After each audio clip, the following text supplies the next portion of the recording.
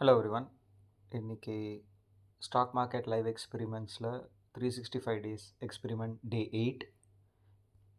Disclaimer: இந்த stock market live எக்ஸ்பெரிமெண்ட்ஸில் போடுற இந்த வீடியோவை பார்த்துட்டு உங்கள் பணத்தை நீங்கள் லூஸ் பண்ணிடாதீங்க. இங்கே எந்த சஜஷன்ஸும் நாங்கள் தரதில்லை.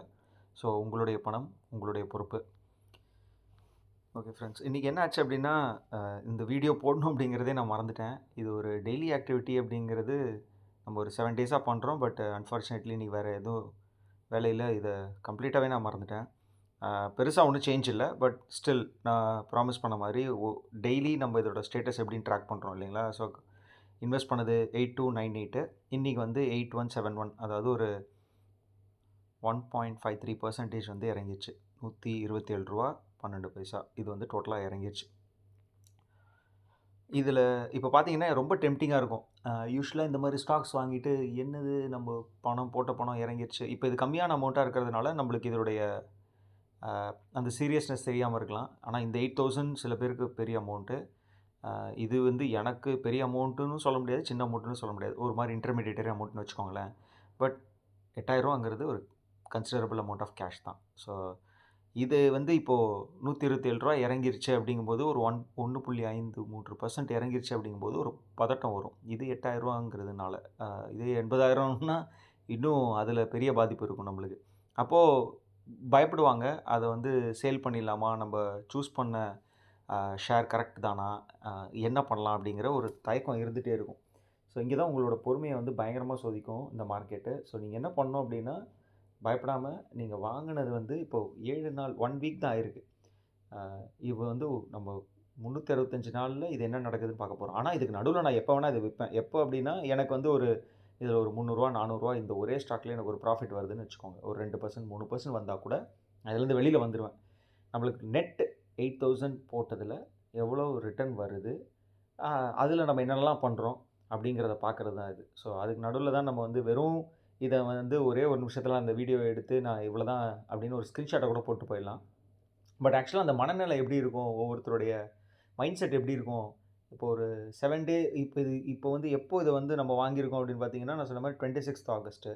இப்போ கிட்டத்தட்ட ஒரு 7 8 நாள் 2 வாரம் இருக்கும்னு நினைக்கிறேன் இல்லையா.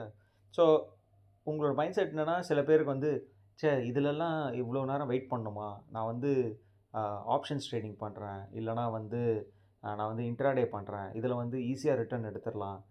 நிறைய வந்து டெலகிராம் சேனல்ஸு, அதுக்கப்புறம் நிறைய அட்வர்டைஸ்மெண்ட்ஸ் பார்க்குறேன். நீங்கள் வந்து இதில் கண்டிப்பாக சாதிக்கலாம், நீங்கள் வந்து பெரிய ஆளாயிடலாம் அப்படின்னு உங்களுக்கு வந்து நிறைய ஹோப்ஸ் கொடுப்பாங்க.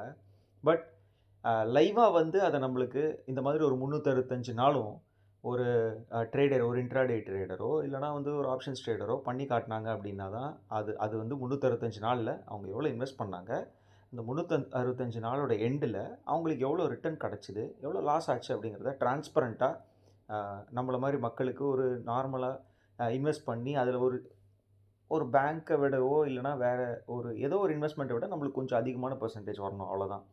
இந்த மாதிரியான எதிர்பார்ப்போடு இருக்கிறது தான் நம்மள மாதிரி ஒரு மிடில் கிளாஸில் இருக்கிறவங்களோட எக்ஸ்பெக்டேஷன்.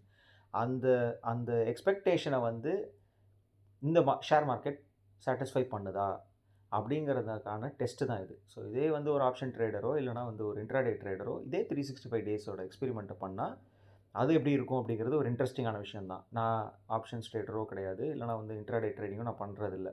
ஸோ அதை பண்ணுறவங்க யாராவது பேரலாக இந்த மாதிரி பண்ணாங்க அப்படின்னா அது வந்து சுவாரஸ்யமாக இருக்கும். அதையும் நம்ம வந்து பேரலாக கூட வாட்ச் பண்ணலாம்.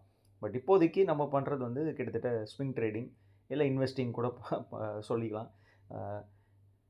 என்ன நடக்குது அப்படிங்கிறத நம்ம வந்து வெயிட் பண்ணி தான் பார்க்கணும். ஸோ பொறுமை ரொம்ப முக்கியம். நான் ஏற்கனவே சொன்ன மாதிரி எனக்கு வந்து ரொம்ப கம்மி. இப்போது இன்றைக்கி கூட வந்து நான் வந்து இன்வெஸ்ட் பண்ணது வந்து உங்களுக்கு ஏற்கனவே சொன்ன மாதிரி 8000 தான் இல்லைங்களா.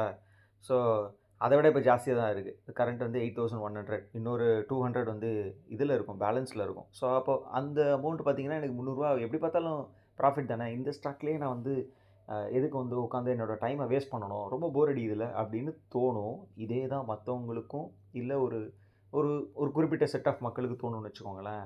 அப்போ என்ன பண்ணுவீங்க அப்படின்னா, இதை சேல் பண்ண ட்ரை பண்ணுங்க. சரி இப்போ 200 லாஸ்ட்டில் இருக்குல்ல, போனால் போகுது, நம்ம வேறு ஷேருக்குள்ளே என்ட்ரு ஆகும் அப்படின்னு என்ட்ரு ஆகும். ஆனால் அந்த ஷேரும் இறங்கிறதுக்கான வாய்ப்புகள் நிறைய இருக்கும் இல்லைங்களா. ஸோ நம்ம வந்து இக்கரைக்கு அக்கறை பச்சைங்கிற மாதிரி இதை விட்டுட்டு வேற ஒரு இதுக்கு தாவ போகுது. அது வந்து ஆல்ரெடி ஹைல இருக்கலாம். இல்ல அதில வந்து ப்ராஃபிட் புக்கிங் நடக்கலாம். அதனால ஆட்டோமேட்டிக்கா வந்து பிரைஸ் இறங்கும். ஒரு ஷேர் வந்து ஒருத்தர் ரூ. 10க்கு வாங்குறாங்க. அது ஒரு ரூ. 12 ரூ. 13 போகுது அப்படின்னா, அதில வந்து ப்ராஃபிட் புக் பண்ண ட்ரை பண்ணுவாங்க. ரூ. 10ல இன்வெஸ்ட் பண்ணவங்களுக்கு, இப்ப என்ன மாதிரி இருக்கவங்களுக்கு ரூ. 3 வந்துச்சு அப்படின்னா 30% இல்லையா? ஸோ வெளியில வரணும்னு தான் நினைப்பாங்க. அ அப்படியே மேலேயே போகட்டும், இன்னும் போகட்டும், இன்னும் போகட்டும்லாம் யாருமே வெயிட் பண்ண மாட்டாங்க. அவங்களுக்கு தேவை அந்த 30% அது வந்துருச்சு. அப்போ விக்கும்போது ஆட்டோமேட்டிக்கா அதோட பிரைஸ் கொஞ்சம் கொஞ்சமா கம்மியாக தான் செய்யும். ஆனா அது ஒரு லெவல் வந்து நின்னுட்டு, திருப்பி வந்து அது மேல் நோக்கி தான் போகும். ஸோ மேல போகுதே அப்படின்னு அத விரட்டி போயும் பிடிக்கக்கூடாது. கீழ வருதே அப்படின்னு சொல்லிட்டு அத பதறி விக்கவும் கூடாது. ஓகே. நாளைக்கு பார்க்கலாம். பாய்.